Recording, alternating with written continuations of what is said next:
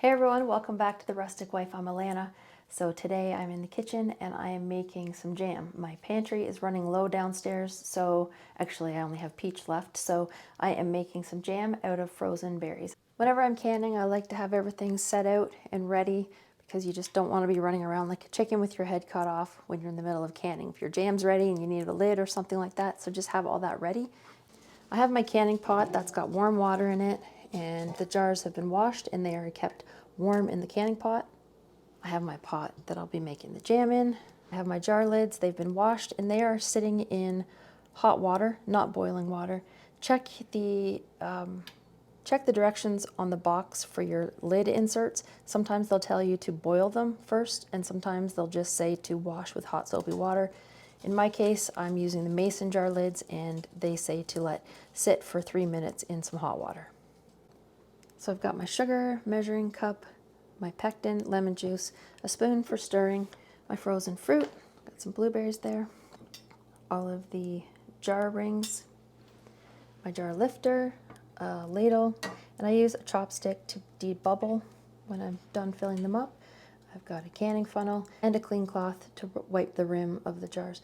So before you start, make sure you check your jars and make sure there's no chips on the top or any cracks, because if there's a chip up here, that could hinder your seal, and if there's any cracks, you're going to have one mess in your canner when the jar cracks open.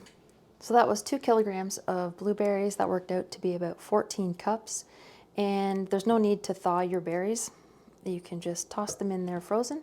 So I'm just going to turn this temperature to about number 3, medium low.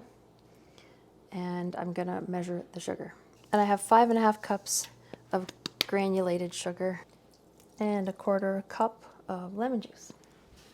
I'm just going to let that simmer just to soften the berries, and then I'm going to use a potato masher to mash some of the fruit.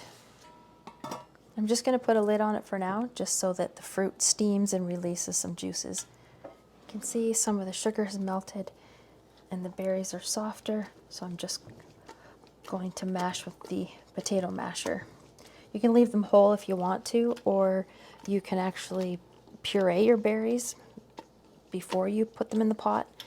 But if you do thaw your berries out, don't get rid of any of the juice, just keep everything.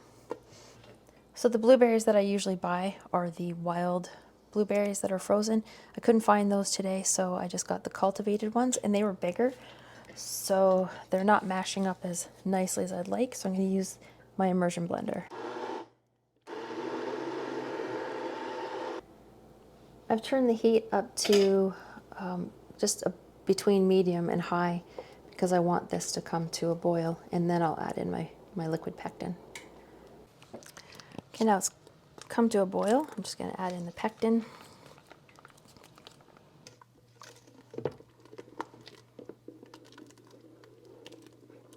I'm just going to bring that back up to a boil, well, a simmer. You don't want the bottom to scorch, so I'm just going to turn that down to number 4. So make sure you stir periodically so the jam doesn't scorch on the bottom of the pot. And I have a timer set so I can tell you exactly how long it took to set this jam. The jam's at a nice simmer, so I've turned the stovetop down to number 2.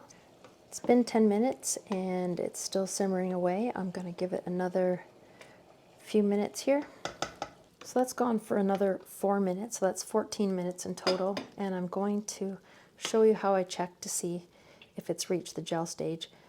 The first thing you can do is use a candy thermometer, and if your candy thermometer says 220 degrees Fahrenheit or 104.4 degrees Celsius, then it should be at the gel stage.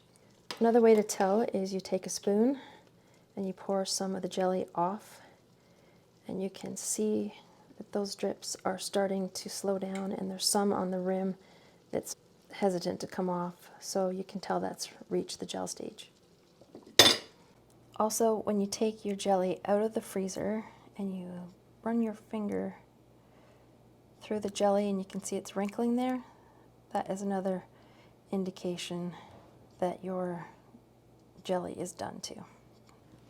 So I'm taking each jar out of the canner one at a time, and I'm going to fill them one at a time because I want these jars to stay warm, because this is a hot liquid and I don't want to put hot liquid into a cold jar because it may crack. So make sure you use old tea towels too, because blueberry jam is very unforgiving.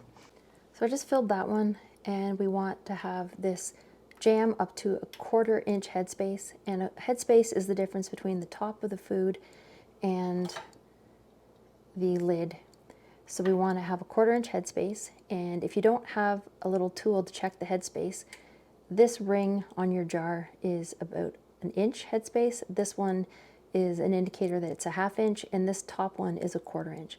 The correct amount of headspace is important when you're canning, because you want to make sure that you don't leave too little headspace, so above the 1/4 inch mark, because if you do, your jelly or your jam will expand and then siphon out of the lid during processing. If you leave too much, like say an inch, when you put it in the canner creates a vacuum and it sucks all the excess air out of your jar.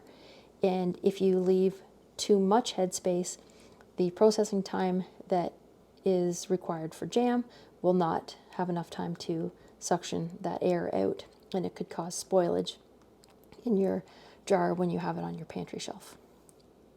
Then you want to take your chopstick or a non-metallic tool and debubble your jam just to make sure that there's no bubbles left in there, and then take a clean cloth and wipe the rim of your jar. You don't want to have anything like a little piece of blueberry or anything like that that could possibly hinder your seal.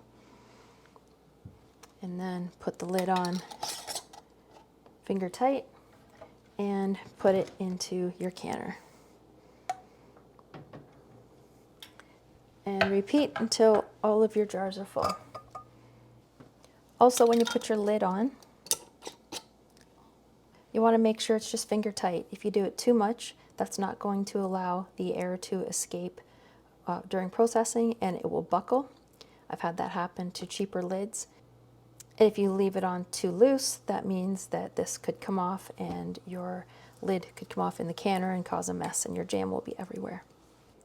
When you put your jam in the canner, make sure that the water is at least 1 to 2 inches above these lids. Put the lid on and turn it up to high. And when this comes to a full rolling boil, we're going to set the timer for 10 minutes. It just went off, so I'm just going to shut this off, and I'm going to let that settle down for a few minutes. When you remove the jars, don't tip that water. See that water on the lid there? Don't tip that off. That will come off on its own, because if you tip the jar, you may get some jam up underneath the lid if it hasn't properly sealed yet.